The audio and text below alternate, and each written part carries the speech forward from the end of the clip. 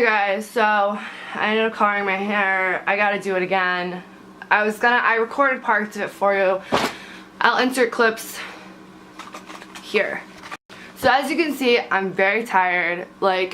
So that's what kind of brought me to this video that I want to talk to you guys about. I want to talk to you guys about anxiety, and depression, and I want to know, wow, look at that highlight that came in that fucking boxycharm this one. Let me show you guys real quick.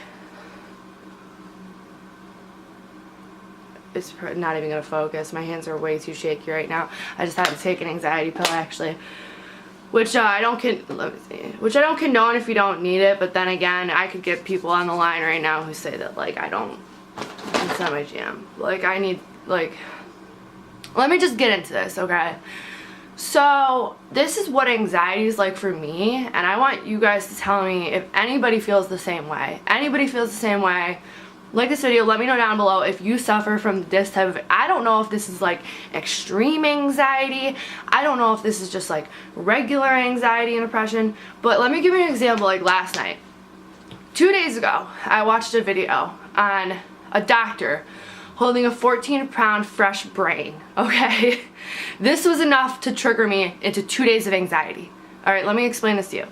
She was holding the brain and saying how fascinating it is, and she was saying, she had it in her hands, and she was saying, you know, as you can see, this is this part of the brain, and this is this part of the brain, and as she's holding this brain, I'm thinking, fuck, dude, if I move too much, is my brain gonna, I didn't realize it was that, soft, am I gonna, smash my brain open, what if I sleep on one side too long, is it gonna, seriously, this is my life, okay? So now, last night, I'm trying to sleep, okay, and in the video she's saying, you know, when doctors do surgery, they, suck out, a part of the brain, and it showed, a little bit of blood in the brain, and said we saw this on his MRI before he died. I'm thinking, holy, is that maybe, why I have headaches? Do I have, blood on a part of my brain? I could not get to sleep without taking anxiety medication. I have to go through this every single day. Every single day. Tell me how one video that I watched 2 days ago made it so that I could not sleep for 2 days, because at night when I'm laying on the side of my head, I'm thinking, oh my god, am I fucking my brain up right now? It sounds crazy, right? It literally sounds crazy to think that brainstem looked really small. What if I turn my neck too hard? Am I gonna that's literally my life, okay? Even now, I can't stop thinking about it. When first thing in the morning, to have to, you can see that I have not slept good at all. And it's literally the littlest things will, trigger me into a panic attack, anxiety attack. I went to the grocery store with my friend a while back, and I saw that the number on the screen was higher, and I wasn't even paying for it. The number on the screen was higher than what I thought it was, so I had a panic attack, blacked out the entire trip. The entire grocery shopping trip. I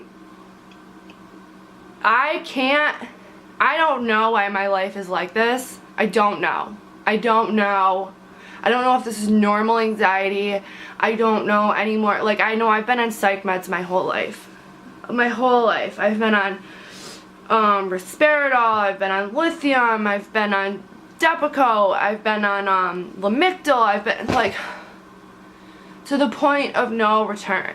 I've been on Xanax, and Xanax, don't get me started. I can't take Xanax because I take 8 milligrams of Xanax and it does nothing. I need something that's going to last the entire day. I have to wake up, take medication. If it's lasting 2 hours and 2 hours later I need to take more, I've had people see me have a panic attack, take literally 4 bars of Xanax, and nothing happens because my anxiety is that bad. It all just goes straight to the anxiety. No high, nothing at all. That's how my life has been with anxiety since as long as I can remember. I remember being on anxiety medication since I was a kid. So now, since I watched that video, I'm constantly paranoid about my head. I feel like I go like this, and I know it's sinuses, so I have pressure right here, and I'm thinking oh my god, dude, I'm gonna fucking die. No wonder I was an addict for half my life. No fucking wonder. Nobody should have to live like that, yo. So I think and then I do YouTube, and I'm constantly seeing you know, people oh, your house is trash, blah blah blah, and a part of me is yeah, well, my leg and everything is messed up, but at the same time, even if my leg wasn't messed up, I probably wouldn't be cleaning my house anyways because of this anxiety and depression. All I want to do is sleep. You guys don't understand. If I'm not, the only thing that gets me out of bed, and this is like the honest to God truth, the only thing that gets me out of bed is to record. That's it. Not my son anymore. Definitely not my family. Well, I'll get into that in a minute. Like my mom in a minute. Me and her are like not doing good right now and she doesn't even know it. So where did my parenting skills come from? But anyway, so I can't believe like so you can't like some people are so ignorant. They can't even tell when somebody's mad at you. But I'll get into that in a second with her. And she doesn't watch my videos anymore, so I don't really care. But you'll see in a second. When I get into it. But yeah, so that's pretty much how my life has been, and this, like, the past couple weeks have been so hard. Like, I am sleeping, but I'm not really sleeping, and I wake up, and it's like I can't tell if I just feel like shit anymore, or if this is just, like, depression and anxiety. Like, that's where it's gonna. Oh yeah, the only thing that gets me out of bed is to make videos. That's it. I would not have put any makeup on today if I was not thinking about recording this video. Last night I almost got up in the middle of the night and recorded while I was mid-panic attack. I didn't. But when this is how you know shit's gotten too far with your anxiety. When you're laying in bed and you wake up from a nightmare that like this ring looking bitch is gonna crawl out of your closet and kill you, and you like can't go back to sleep for a little bit because you're a little nervous, whatever. Like, I have LED lights around my house because I can't do dark. Like, I don't like I'm fucking paranoid of everything, anxiety over everything, can't do dark. I have these wicked bright LED lights, and one fell behind my bed, the one that I keep in my room, and like I haven't even gotten it yet.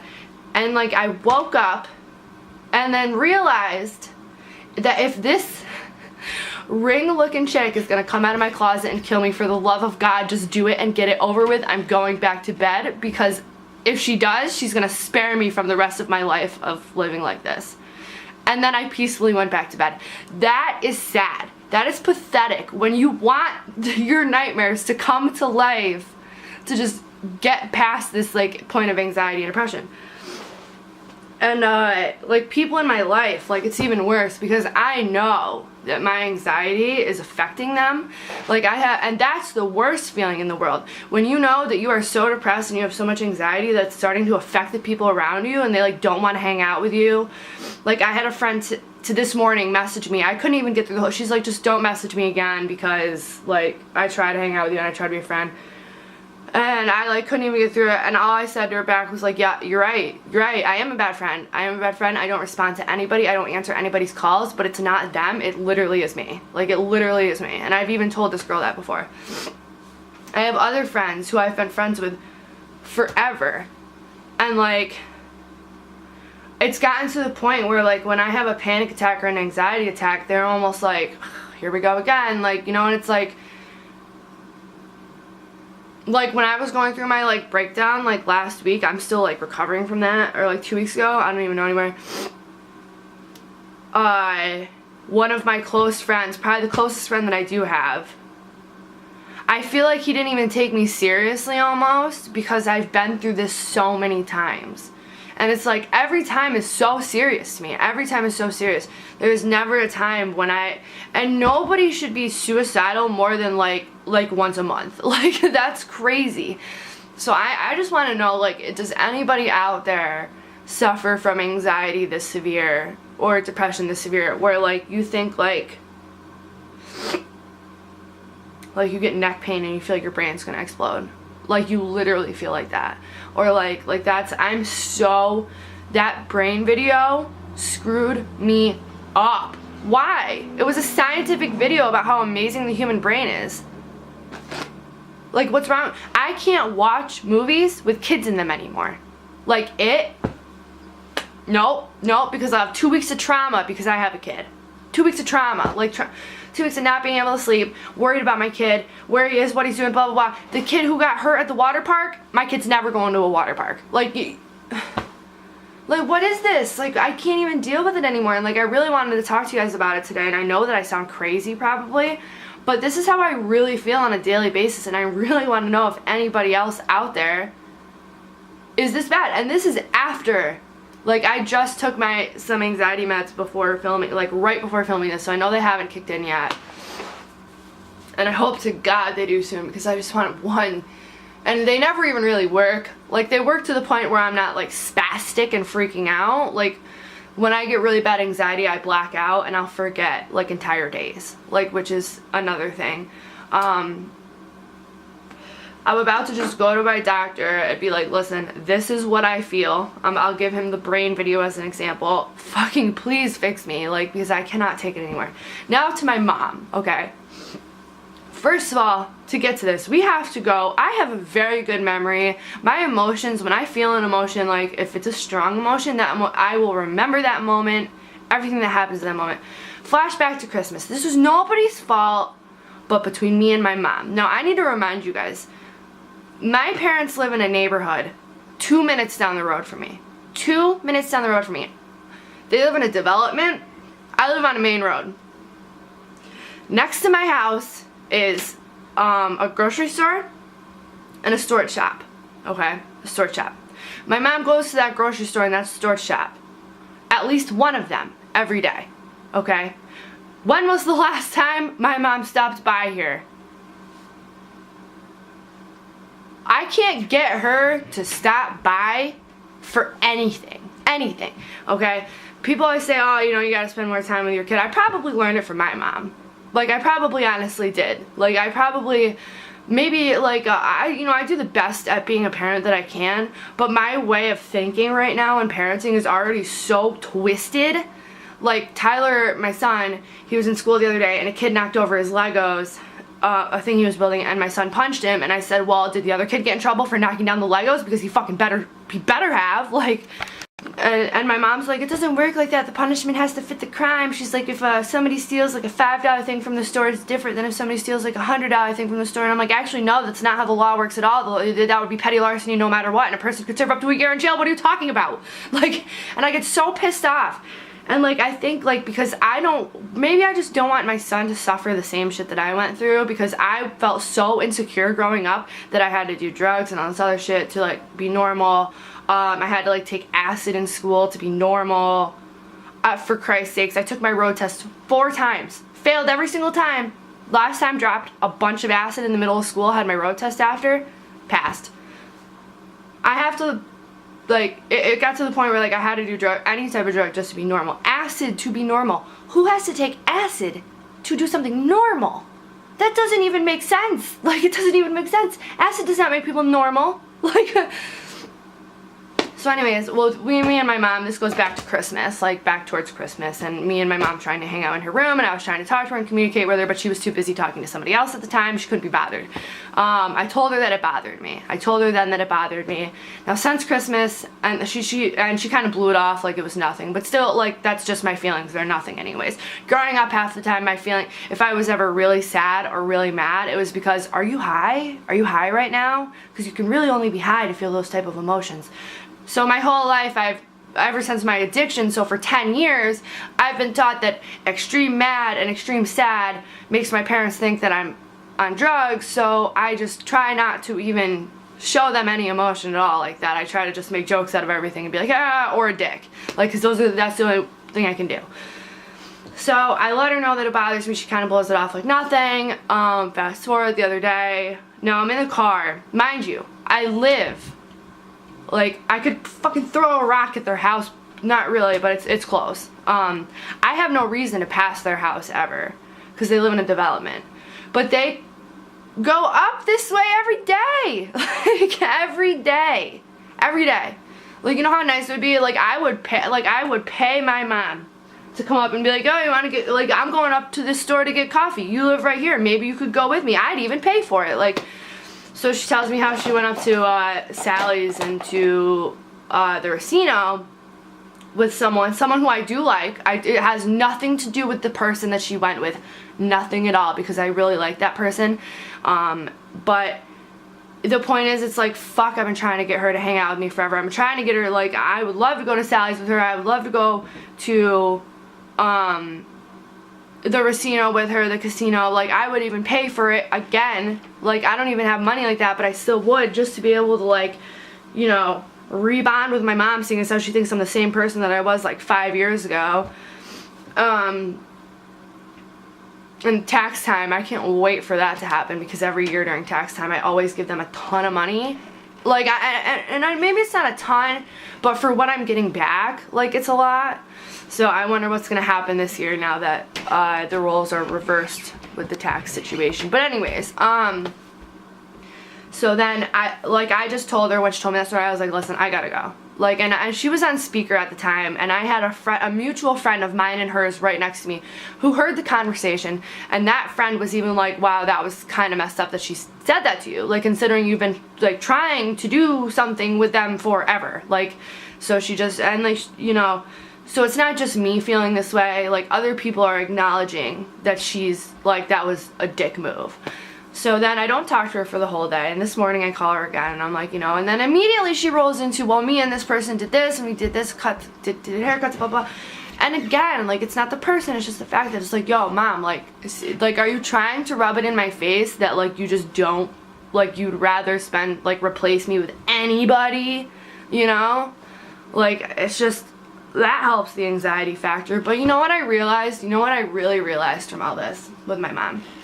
Is that my mom was there for me when I was living in the house, but since I moved out, I have had other people, and I really should start showing them more how much I appreciate it. I have had a husband and wife who are very close to me. I'm going to say their names, Weil and Amy, very close to me, and they have been so good to me, so good to me. And, like, why do I sit here and fight for somebody who, like, doesn't even give a shit when I have these two people who would break their backs for me? Like, and they're adults, they have kids, I went to school with their kids, they're great people, literally great people. And, like, I remember, like, even being, like, I don't know what the deal is with me and my mom, but, like, even being a kid, like, the night that my brother died, like, I went and I spent the night at a neighbor's house. Because that's who I wanted to be with. Because, like, it just, I don't know. Like, it's just the relationship with me and my mom has always been whack as hell. Like, but now she doesn't realize, like, she can't take a hint that, like, you know, I live 2 minutes up the road from you. You drive past my house almost every day. And it's impossible to hang out with you. Like, today I said, you know, maybe you could stop by and I'm giving my brother, I wanted to buy him that World War II video game, but I couldn't get to the store, so I'm just gonna give him the money for it. So I asked my mom, I was like, is anybody coming up this way today to, like, pick up, to, like, go to the store or anything, so I could, like, just give this to one of you guys to give to my brother? And, like, no. I can't drive. If I get caught driving, it's a felony from that DUI that I got. Like, I can't drive there. Like, I'm not taking that chance. I don't even know why I'm still paying for insurance. Like, what's the point? Like, but anyway, so I just learned now that if they're gonna make me feel this way, or even if it's not them and it's me, like, I just need to start, like, I thought that I did cut them out, because I knew that I would never be able to be sober around my family. So I did cut them out. Too many bad memories, you know what I mean? And I thought that I did, but I guess that I didn't, because now I'm realizing that I really do need to fully cut them out. And it sucks because my son lives with them and I don't know what to do, which is another anxiety, like, in itself. But I don't know what to do. And, you know, everybody's like, well, and, like, these are friends of my mom's telling me this. Just go over there and don't say anything to her, and if she tries to talk to you, just say, I don't want to talk to you right now.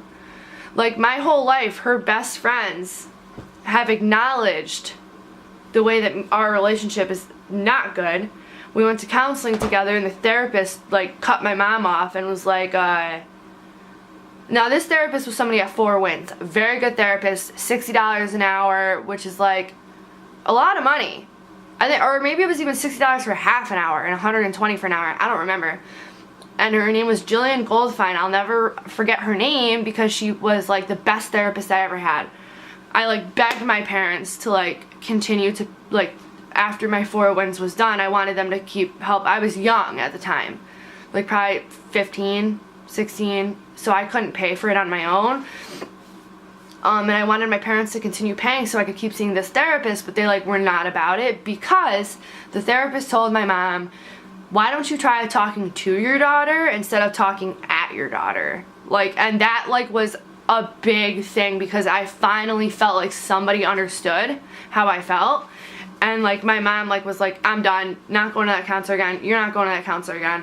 Even though maybe if I did go to that counselor, my life would have been different, but they didn't get along. You know, like it's like I don't even know what to do at this point. I know this video is really long and I'm just kind of ranting, but like I really just needed to get this out and see if anybody else is dealing with similar issues to this, because like my dad, like he tries, like I want to cry talk, because I don't even want to bring my dad into it, because he really, once he realized like there's a gun range right near my house, and like he goes shooting there all the time. Once he realized I was interested in it, he made an attempt, and he was like, well, I'll come pick you up, we'll go to the gun range. We went a couple times, and it was really good, and it was really nice, and it meant so much to me, guys, that I kept the papers.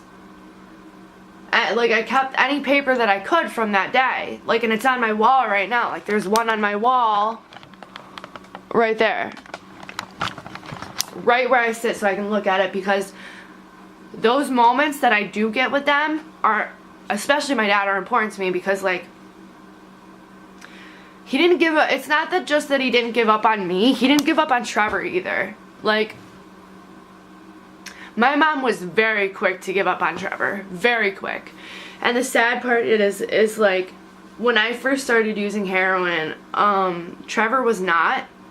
And a lot of people thought that he ruined my life, he got me into it. I was like, dude, you gotta try this, for weeks and weeks and weeks and weeks and weeks. And finally, I got him to do it, and ever since then, it ruined his life. And I'm gonna have to live with that guilt forever. He's headed to prison right now because of an addiction that I helped him start. So for my parents to sit there, or my mom, to just continuously not give him a chance and give him a chance, even though we have a son together who she, like, it's just, life isn't always so simple. Life isn't so simple, and when shit gets hard, like, she's been, like, she'll be there, but she'll also run. Like, my dad, when I was younger, he, and I was using, this is not something my mom would have done. What my mom would have done was just bitch, call the cops. My dad took time off work, said we were gonna go to Stewart's, told me to leave my phone at home, got me in the car. We ended up going to Stewart's, getting coffee, but then he like hopped on the highway, took my shoes, and we went to this place in like outside. It was like Waverly. It was like somewhere in New York, or like it was where the fuck was it? It was like, I think, on the border of New York and Pennsylvania or something like that. It was like in Pennsylvania almost. And we stayed there for a week while I detoxed, and it was horrible for me. He didn't think, I tried to hide the sickness as much as I could, because I didn't want him to see me like being that sick, because I've always looked up to my dad so much. But and he would not take me home until, hold on, my camera keeps doing that.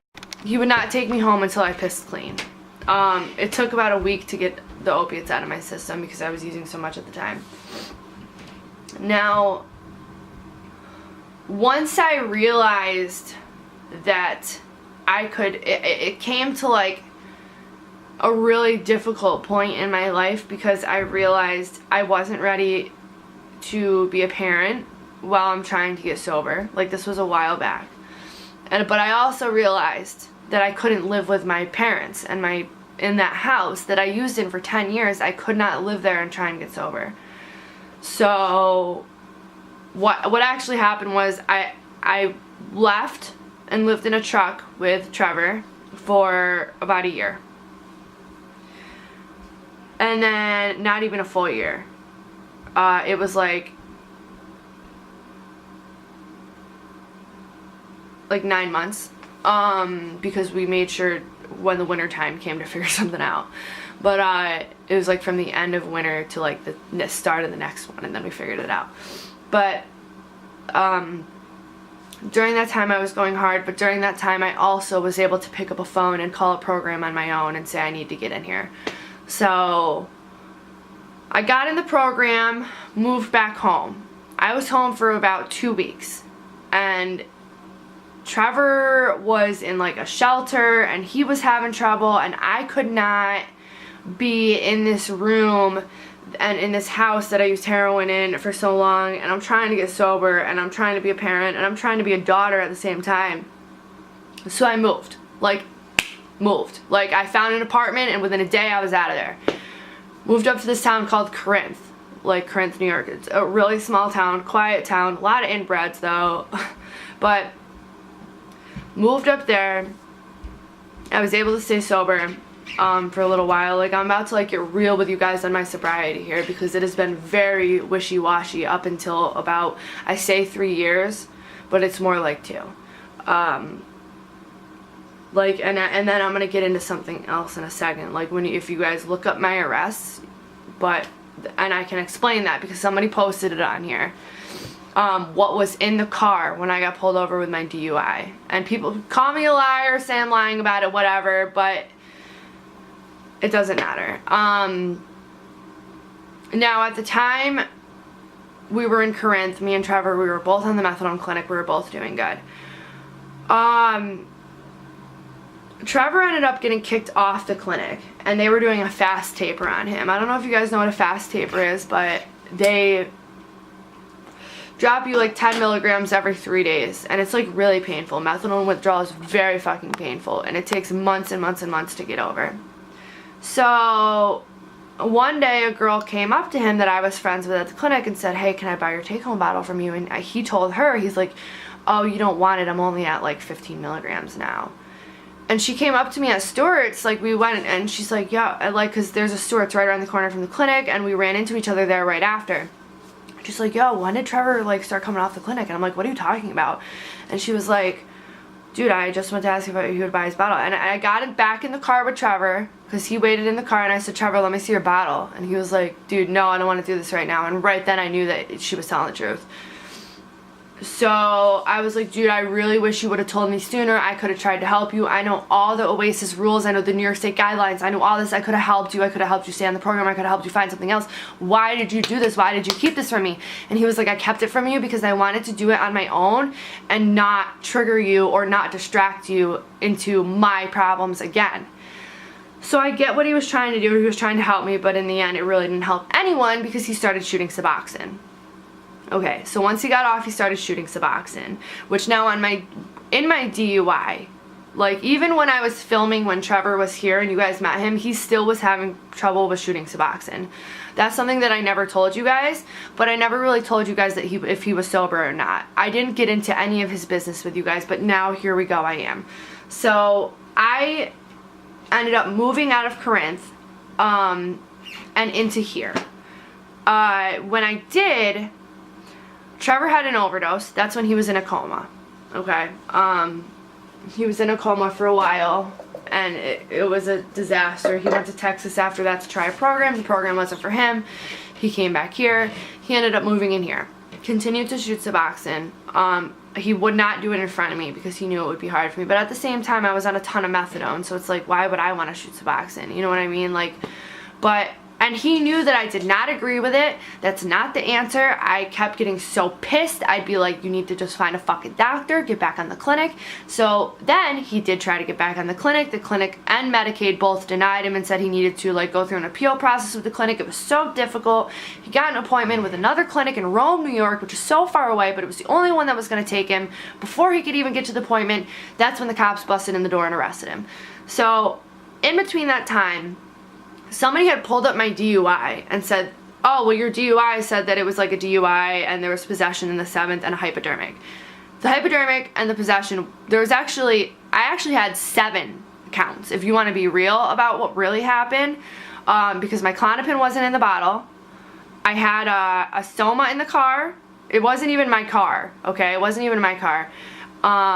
There was a half a Suboxone and a Suboxone wrapper, and there was a needle with Suboxone residue in it, okay, which was Trevor's.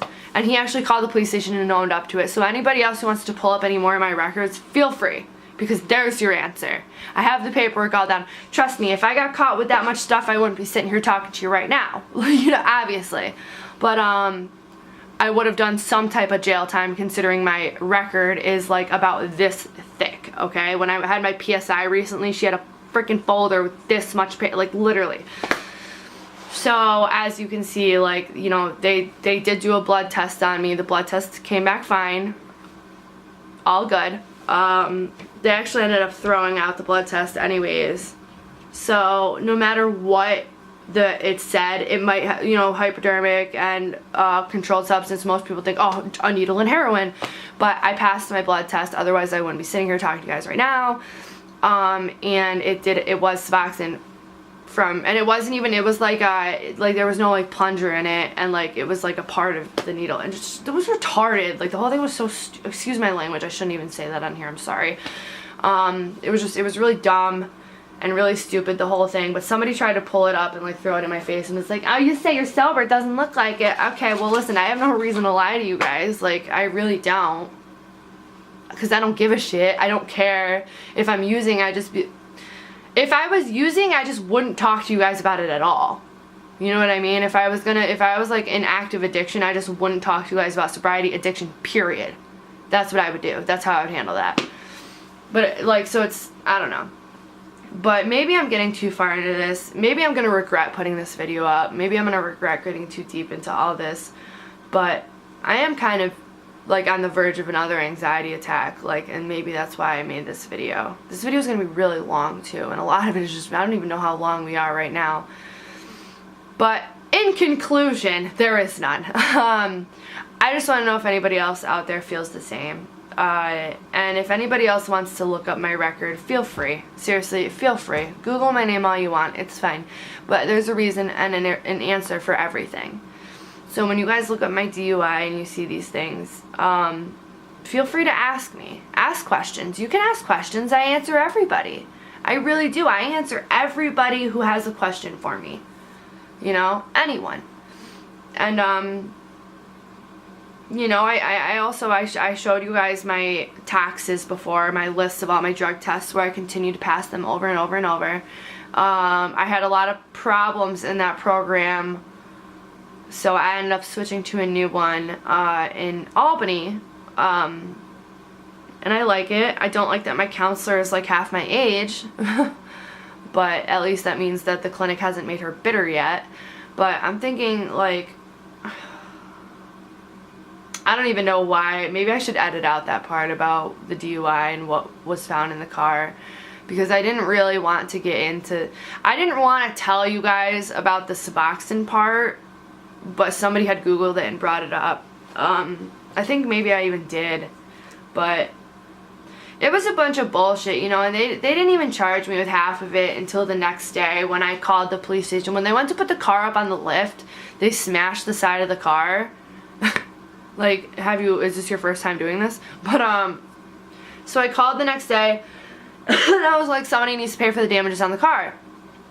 And they're like, we're not going to do that. No way. I was like, well, yes, you are. And then, that's when the supervisor was like, well, it's not under your name, so you can't say whether or not you want them to fix the car. The owner of the car has to do that.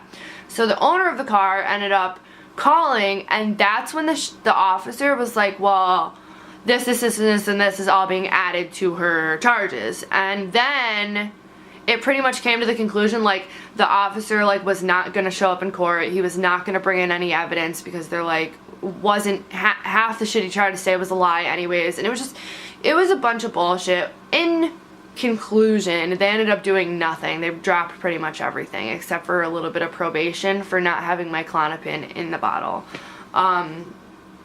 It was in one of those long cases, which they give you right at the pharmacy when you pick up your scripts. Like, it's freaking Hannaford. So I don't know why. And like, I'm on so many medications. Like, I was like, and I had just started using one of those too. I have like the hiccups, sorry. But yeah, I don't know. It's just, I've always said I want to be transparent with you guys. And I feel like this month has been so hard for me. And then I go on the internet and I see things like what happened with the thing with Logan and the thing with Shane, and you know, we all need to think for a minute, you guys. I want everybody to take a second. Just take a second and listen. With the Logan situation, and I've said it before, imagine being 22 years old and never seeing a dead body before, and you just walk into, first of all, the suicide forest is not just the suicide forest, it's the Sea of Trees. It's at the bottom of Mount Fuji. It's one of the most beautiful places in Japan, okay? Logan Paul is not the first person to film in the suicide forest. I'm gonna call it the Sea of Trees because I look at it as something more than just a suicide forest. That's how I view it. So him and other YouTubers have also entered this beautiful forest and made videos before. Now it just so happens that he ended up finding a person. Okay. Better him than the kids who were in the parking lot running around playing. You guys saw in the video how he said there was kids right there and the body was right there. Better him than the kids. But when my grandma died, I remember sitting in the back of with my cousins in the back of the funeral laughing and making jokes because it was too hard for me. So we all need to keep in mind that he's a kid. He is a kid. Okay? And instead of saying we should delete his channel, blah, blah, blah, maybe we should all wonder, like, nobody's seen him or heard from him in a week or whatever. Like, dude, does anybody care if this poor kid is okay or not? Maybe it's because I'm a mom. Maybe it's because I'm older. But for me, it's like I honestly, like, that's a traumatizing thing to see. And I hope he's okay. Like, I hope mentally he's okay, and I hope he's talking to a therapist about it. Instead of just saying we can't say that how he reacted was wrong, because he's a kid. Reacting to something he's never reacted to before on camera. He's lived his whole, how long, everything he's done has been on camera, so he's got to, like, keep up this persona of Logan Paul while dealing with something that's mentally traumatizing, and putting them together, you're not going to have a good outcome no matter what.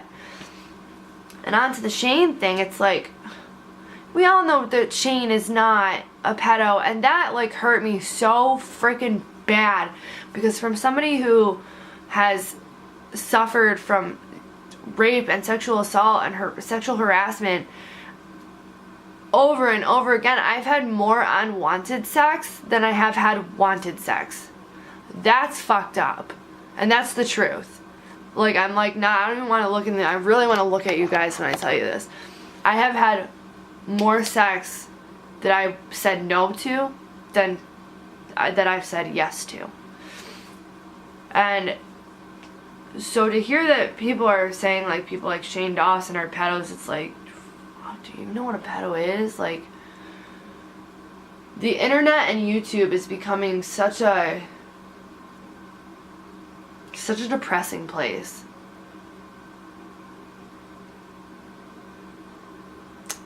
I gotta take a minute, you guys. Like, give me a second. Alright, sorry about that. So, like, I was just messaging the girl back, actually, who I was talking about earlier, who told me, like, not to bother messaging her anymore. And it sucks because, like, that's a perfect example of, like, how what the frick is on my TV? Oh, it's a picture of a bird. Of how my anxiety and depression ruins all my friendships and my relationships because I don't answer people. People are there for me and they're good friends to me, and I don't answer them sometimes, or, like, I make plans and then I just don't answer or don't respond because I'm so wrapped up in whatever's hurting me at the moment. Like, my mom was hurting me and she didn't know it, and so this person who was trying to be my friend and trying to be nice to me was reaching out, and we were gonna hang out, and I, like, didn't even answer because I was, like, didn't even want to look at my phone, like, and I was too wrapped up in my shitty ass feelings, like, and I don't know how to handle that. And maybe it is best if I don't have any friends. Maybe it's best that I just like, being on YouTube is good because my friends are from a distance. You guys don't have to be hurt by me, like, or at least I hope that you guys don't ever be hurt by anything I say. But Like my friends are like the friends that I do have like are like slowly disintegrating down to nothing. But maybe it's better that way, because then I can't keep hurting people. I don't know. Sorry, my videos have been so depressing lately. It's just like I'm kind of going through a bunch of shit right now. It sucks. But I promise that I'm going to start making happier videos again. Stuff like that. Just feel like every day is something new. And you know, I'm pretty sure I'm about to lose my workers' comp because I had missed an appointment the other day because I put everybody before myself, and it's not even, I was in way too much pain to even get there anyways. There's no way that I could have gotten in a Medicaid cab and sat down for that long and then crunched all the way in there. There's no way I could have done it with the amount of pain that I was in that day. But so they told me I have to pay like this $25 fee before I can make an appointment again in this particular office. I think I have fees all over the place with different offices, but so I think I'm about to lose that too. So when I ask you guys, like, if anybody, like, ever wanted to contribute and help, and, like, I tell you guys, like, you know, my Google Wallet is down below, it's not because, like, I'm about to just, like, take that out and stop asking, because people make me feel like shit for even mentioning it, but, like, I never want anyone to feel like I'm, like, begging them for anything, or, like, I'm, like, I don't want to be that person, and I don't want to come off sounding like that person. But a lot of people have that in their videos. And it's like, if I could go out, like, I've worked since I was 16. No, not even 16, I was 15. My first job, I started working, and they had to cut me loose because their insurance company didn't cover somebody my age. And then I went back to work for them, and I worked for Pizza Hut and slowly worked my way up, and I worked for that company for years altogether. Dunkin' Donuts, the one I worked for that company for years, was working my way up the ladder there too. I worked for Stewart's at the age of 16, and like, you need, like, the selling liquor and lottery, and they still let me do it because they knew that how dedicated I was to working. I had my first, like, addiction kind of ruined all that, but even in addiction I still held jobs. I love to work. I want to work. If I could work, you guys don't know, and that's the thing, is like, you guys don't know me like that. Like, you guys know me from the videos I put on the internet, but nobody really knows that, like, I loved my job. I loved my job at Dunkin'. I loved it. I loved it. I loved being, like, I was like, they didn't really make me, like, it was like, they call it, like, shift leaders, because I like the way that I acted and me and the color of my hair and stuff like that. It's kind of hard to put that label on, but that's pretty much what it was. Like, at nighttime, it would be me and one other person, and I was always the one in charge. So it was like I was a shift leader at night. If you're in charge of everybody else at night, that's what you are, but they just didn't give me the name tag or the raise. But I didn't care because I loved working for the company. And like, I still keep in contact with them, because if I ever do get over this CRPS, and if I ever do see, I want to go back. Like, nobody wants to be broke. Nobody wants to sit around and not be able to do anything all day. Nobody wants to be in constant pain all day.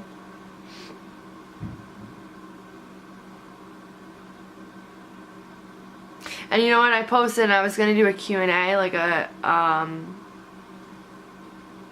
you know, see, my cigarettes keep going out because I get so distracted. You know what, my next video is going to be, I'm going to do a Q&A.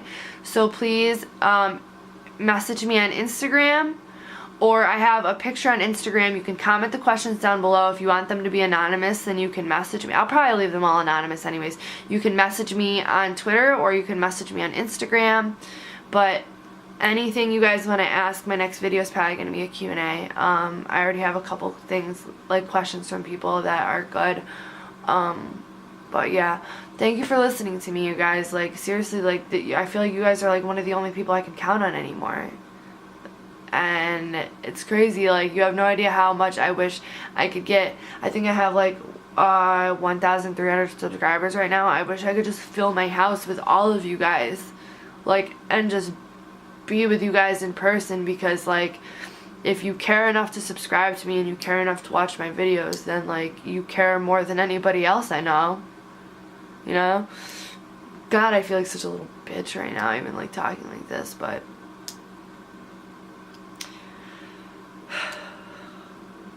I'm starting to calm down a little bit because I think my medication's starting to kick in. I think you guys could probably tell because I'm taking it down a little bit, but I don't know. Just waiting for something to change. I've always, you know, been the person, even when I was homeless, I used to give away my last dollars, my last cigarettes, and I've always said I'm waiting for my good karma to come. And it'll come one day. I'm still waiting. You know, my brother's gonna stop by. I don't have any money, and he doesn't know that I'm about to give him money so he can go buy this video game. But it'll come. It'll come. I could have called. I never pressed charges on that girl because I wouldn't want it done to me. I'm still waiting on the good karma for that. Like, it's like one, you know, I see a homeless person, I go in, I buy them food, I give them every single time since I was a kid. And I said, before I was homeless myself and I saw a homeless person, I would always do something for them. It's like, it's just, I always wanted to be a good person. And then, like, you know, I was always taught, like, you know, do good for others and good things will come to you. And now at this point, I know good things aren't going to come because that's life. But the good thing that does come is the way that it makes me feel, I guess. Like, because when I do nice things for other people, it gives me a feeling that is something I can't even describe. Like, it makes me feel good. Like, I didn't even want my brother to know that I was going to pay full price for this video game. I had him convinced that I was going to get it for 20 bucks from somebody because, like, I didn't want... Like, I wanted to know in my heart that I did something nice, but I didn't want him to know because I didn't want that thanks from him. I just wanted to know in my own heart that I did something good. But now I don't have that opportunity because I can't drive and I can't get to the store, so he has to stop by and pick up the money, so he's gonna know. But that's, like, the type of person that I've always wanted to be, is, like, when I do something good, I just want to know for myself. And then maybe if I get lucky one day, God will recognize how hard I try to be a good person. But until then, I'm just going to keep being a good person. And if it never happens, then at least I know that I do good. And that's good. And I think that everybody should do good for the sake of just being good too. Because you know, the good karma might never come, but the feeling that you get from being good is a great feeling. I am so all over the place in this video, so I'm gonna end it here. Thank you guys so much for listening. If you've made it this far in the video, like, I appreciate you so much, seriously. You guys really have no idea. Give this video a thumbs up or a thumbs down. Do whatever you want. It's fine. And I will talk to you guys soon. Alright. I love you guys so much, seriously. I'm glad that I took out my camera and recorded this today because I needed somebody to talk to. And you guys might not even listen to this, but I'm still talking about it and I needed that. So thank you. And I love you guys. Bye.